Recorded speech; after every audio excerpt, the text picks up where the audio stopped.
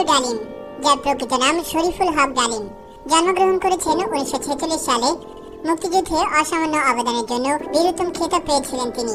কিন্তু যার নেতৃত্বে যুদ্ধ করেছেন তাকে সপরিবারে হত্যা করার কারণে সবকিছু হারিয়েছেন তিনি। মেজর ডালিম বঙ্গবন্ধু হত্যার পর বাংলাদেশ বেতারে নিজেই হত্যার কথা ঘোষণা দেন। মেজর ডালিম বলছি, অদ্য সকাল হতে খন্দকার মুশতাক আহমেদের বলিষ্ঠ নেতৃত্বে সামরিক বাহিনী ক্ষমতা দখল করিয়াছে। শেখ মুজিব ও তার খুনি দুর্নীতিবাজ সরকারকে উৎখাত করা হইয়াছে। এখন হতে সারা দেশে সামরিক আইন জারি করা হলো। তার নিজস্ব ওয়েবসাইটে তিনি বঙ্গবন্ধুকে হত্যার পক্ষে অনেক যুক্তি দাঁড় করিয়েছেন পরবর্তী সময়ে। আর এখনকার এই ভিডিওটিতে আমরা এই খুনি মেজর ডালিম সম্পর্কে সংক্ষেপে জানার চেষ্টা করব। আর তাই মূল ভিডিওটি শুরু করার আগে আপনি যদি প্রথমবারের মতো এই চ্যানেলটিতে এসে থাকেন তাহলে অবশ্যই সাবস্ক্রাইব করে বেল আইকনটিতে করেন। তবে তার জন্মস্থান এবং ব্যক্তিগত অন্যান্য তথ্যগুলি খুব কমই জানা যায়। তার শিক্ষা জীবন সম্পর্কেও তেমন কিছু জানা যায়নি। তবে তার ওয়েবসাইটের তথ্য মতে তিনি বিএসসি ডিগ্রি সম্পন্ন করেন। তার কর্মজীবনে শুরু হয় 20 বছর বয়সে 1964 সালে পাকিস্তানি বিমান বাহিনীতে যোগদান করার মাধ্যমে। পরবর্তী বছর 1965 সালে পাক ভারত যুদ্ধ হলে তিনি বিমান বাহিনীর চাকরি ছেড়ে দিয়ে পাকিস্তান সেনাবাহিনীতে যোগদান করেন। সেনাবাহিনীতে তিনি 1971 সালের এপ্রিল পর্যন্ত কর্মরত ছিলেন। মহান মুক্তিযুদ্ধ শুরু হলে তিনি পাকিস্তান সেনাবাহিনী থেকে চাকরি ইস্তফা দিয়ে বাংলাদেশে ফিরে এসে মুক্তিযুদ্ধে অংশগ্রহণ করেন। মুক্তিযুদ্ধে অসাধারণ সাহস ও কৃতিত্বের জন্য তিনি বীরোত্তম খেতাবে ভূষিত হন। এরপর 1975 সালে বাঙালির ইতিহাসের জঘন্যতম ও নৃশংস কর্মকাণ্ডে জড়িত ছিলেন তিনি। কিন্তু এই ঘৃণ্যতম কাজ করার পরেও এক অজানা রহস্যের কারণে তিনি তার পরবর্তী জীবন অত্যন্ত জাঁকজমকপূর্ণ ও বর্ণাঢ্য আয়োজনের মধ্য দিয়ে পার করেন। মেজর ডালিমের আত্মজীবনীমূলক গ্রন্থেও বঙ্গবন্ধু হত্যার সাথে তার জড়িত থাকার বিষয়টি স্পষ্ট প্রমাণ পাওয়া যায়। তবে ওই নেকারজনক ও নৃশংস ঘটনাকে বরাবরই বিপ্লব হিসেবে অভিহিত করেন তিনি এবং এর পক্ষে সাফাই গিয়েছেন সবসময়। বইয়ে উল্লেখ রয়েছে 12ই আগস্ট ঠিক করা হয়েছিল 15ই আগস্ট ভোরে বঙ্গবন্ধুকে উৎখাত করা হবে। 15ই আগস্ট তারিখটি বেছে নেওয়ার সুনির্দিষ্ট কিছু কৌশলগত কারণও ডালিম তুলে ধরেছেন।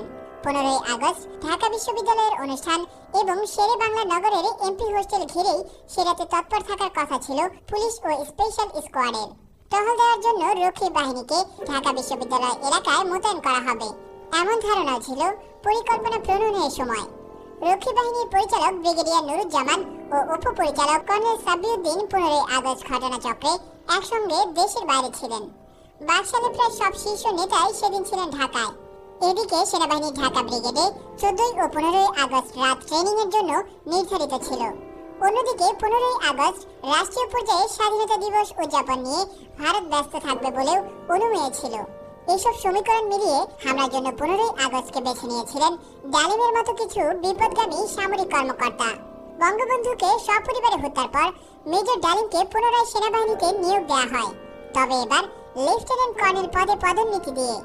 এরপর 1976 সালে পররাষ্ট্র মন্ত্রণালয়ে তাকে নিয়োগ দেওয়া হয় এবং তাকে গণচীনে কূটনীতিক হিসেবে প্রেরণ করা হয়। 1980 সালে লন্ডন হাই কমিশনের সাথে তিনি নিযুক্ত হন। তার 2 বছর পর 1982 সালে তিনি কমিশনার হিসেবে হংকং এর দায়িত্বভার গ্রহণ করেন। এরপর 1988 সালে তাকে রাষ্ট্রদূত হিসেবে কেনিয়া নিযুক্ত করা হয়। একই সাথে তাকে তানজানিয়ার দায়িত্ব দেওয়া হয়।